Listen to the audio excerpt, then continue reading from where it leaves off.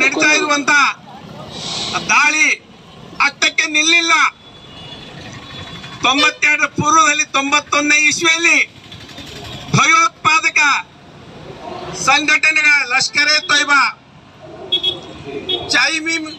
ಮುಸ್ಲಿಮೀನ್ ಒಂದೆಡೆ ಹಲವಾರು ಭಯೋತ್ಪಾದಕ ಸಂಘಟನೆಗಳು ಸೇರಿ ನಮ್ಮ ದೇಶದ ಕಾಶ್ಮೀರದ ಅಸ್ತಿತ್ವಕ್ಕೆ ಪ್ರಶ್ನೆ ಮಾಡುವಂತ ರೀತಿಯಲ್ಲಿ ವರ್ತನೆ ಪ್ರಾರಂಭ ಮಾಡಿದ್ವು. 92ನೇ ಇಸ್ವಿಯ ಪೂರ್ವದಲ್ಲಿ 91 ಆಗಸ್ಟ್ ಸಂದರ್ಭದಲ್ಲಿ ಒಂದು ದೇಶಕ್ಕೆ, ನಮ್ಮ ದೇಶಕ್ಕೆ ಭಯೋತ್ಪಾದಕರು ಒಂದು ಕರೆ ಕೊಟ್ಟರು. ಭಾರತ ದೇಶದ ಯಾವುದೇ ವ್ಯಕ್ತಿ ಕಾಶ್ಮೀರದ ಲಾಲ್ ಚೌಕದಲ್ಲಿ ಧ್ವಜ ಹಾರಿಸಿದರೆ, ತಾಯಿಯ ಹಾಲು ಕುಡಿದವನು ಯಾರಾದರೂ ಇದ್ರೆ ಬಂದು ಜನವರಿ 26 ಪ್ರಜಾಪ್ರಭುತ್ವ ನಾವೇನು ಕಾಪಾಡಿಕೊಂಡು ಬರ್ತಾ ಇದ್ದೇವೆ, ಆ ದಿವಸ ಲಾಲ್ ಚೌಕದಲ್ಲಿ ಧ್ವಜ ಹಾರಿಸಲಿ ನೋಡೋಣ ಅಂತನ್ನುವಂತ ಸವಾಲು. ನಮಸ್ಕಾರ. ಈಗ ಒಂದು ನಿಮಿಷ ಮೊದಲು ಮೌನಾಚರಣೆ, ಮೌನ ಪ್ರಾರಂಭ.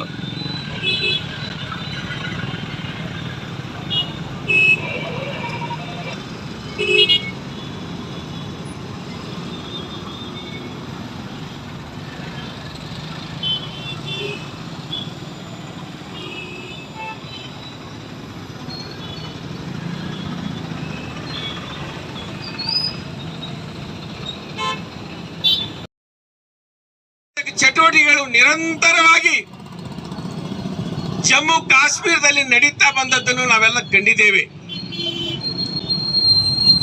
ಅಲ್ಲಿ ಭಾರತದ ದೇಶದ ಧ್ವಜ ಹಾರಿಸಲಿಕ್ಕೂ ಕೂಡ ನಮ್ಗೆ ಯಾರಿಗೂ ಆಗ್ತಾ ಇದ್ದಿದ್ದಿಲ್ಲ.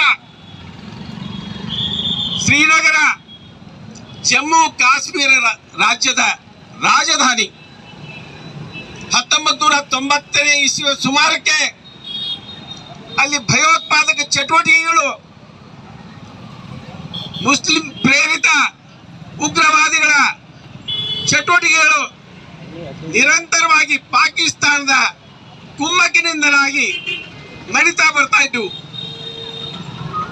ಪಾಕಿಸ್ತಾನದ ಭಾರತದ ಮಧ್ಯದ line of control POK, Pak ಆಕ್ರಮಿತ ಕಾಶ್ಮೀರದ ಭಾಗದಿಂದ ಅನೇಕ ಉಗ್ರವಾದಿಗಳು ನಿರಂತರವಾಗಿ ನಮ್ಮ ದೇಶದ ಒಳಗೆ ನುಸುಳ್ತಾ ಬರ್ತಾ ಇದ್ರು. ಹಿಂದೂ ಧರ್ಮದ ಪ್ರವಾಸಿಗರನ್ನು ಗುರುತಿಸಿ ಭಯೋತ್ಪಾದಕ ಸಂಘಟನೆಗಳ ಪಾಕಿಸ್ತಾನ ಕುಮ್ಮಕ್ಕಿನ ಉಗ್ರವಾದಿಗಳು ನರಮೇಧ ಮಾಡಿದ್ದಾರೆ. ಸುಮಾರು 40-50 ಹಿಂದೂ ಪ್ರವಾಸಿಗರು ಗಾಯಗೊಂಡಿದ್ದು, ಸರ್ಕಾರದ ವರದಿಯಂತೆ ಬೆಳಗಿನವರೆಗೆ 26 ಜನ ಪ್ರವಾಸಿಗರು ಹತ್ಯೆಯಾಗಿದ್ದಾರೆ. ಇದು ಮಹಾಶಿವನ ವಾಸಸ್ಥಾನ, ತಪೋಭೂಮಿ, ಅನೇಕ ವಿಶೇಷಣಗಳಿಂದ ನಾವೆಲ್ಲರೂ ಜಮ್ಮು ಕಾಶ್ಮೀರವನ್ನು ಕರೀತಾ ಬರ್ತಾ ಇದ್ದೇವೆ.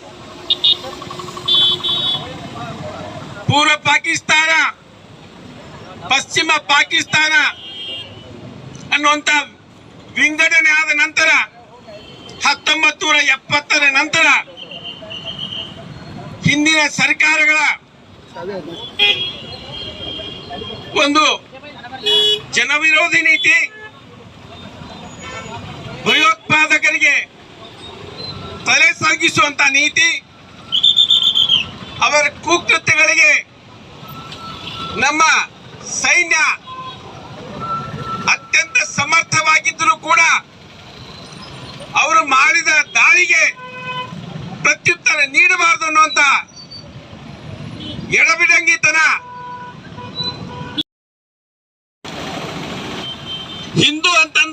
ಹೊಡೆದ್ರು.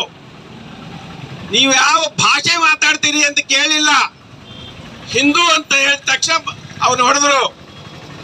ನೀವು ಯಾವ ರಾಜಕೀಯ ಪಾರ್ಟಿ ಅವರು ಅಂತ ಕೇಳಿಲ್ಲ. ಬಿಜೆಪಿನೋ ಕಾಂಗ್ರೆಸ್ ಮತ್ತೊಂದು ಕೇಳಿಲ್ಲ. ನೀ ಹಿಂದೂ ಹೊಡೆಯವನಂತಂದ್ರು. ಮುಸ್ಲಿಂ ಭಯೋತ್ಪಾದಕತೆ ಇಡೀ ವಿಶ್ವದಲ್ಲಿ ಎಲ್ಲ ಕಡೆ ಅವ್ಯಾಹತವಾಗಿ ನಡೀತಾ ಇರುವಂತಹ ಸಂದರ್ಭದಲ್ಲಿ ಭಾರತ ಶಾಂತಿಯ ತೋಟವಾಗಿ ಪ್ರಧಾನಿ ನರೇಂದ್ರ ಮೋದಿಜಿಯವರ ಆಡಳಿತದಲ್ಲಿ ನಡೀತಾ ಇರಬೇಕಾದ್ರೆ ನಿನ್ನೆ ಮತ್ತೊಮ್ಮೆ ನಮ್ಮ ದೇಶಕ್ಕೆ ಕಪ್ಪು ಚುಕ್ಕೆ ಎನ್ನುವ ಹಾಗೆ 26 ಜನ ಅಮಾಯಕ ಹಿಂದೂ ಪ್ರವಾಸಿಗರನ್ನ ಹತ್ಯೆ ಮಾಡಿದ್ದಾರೆ. ಭಾರತ ದೇಶದ ನಾವೆಲ್ಲ ಪ್ರಜೆಗಳು ಯಾವುದೇ ಜಾತಿ ಮತ ಕುಲ ಪಂಥ ಅಲ್ಲಾರದೆ ಇದನ್ನು ಪ್ರತಿಭಟನೆ ಮಾಡಬೇಕು.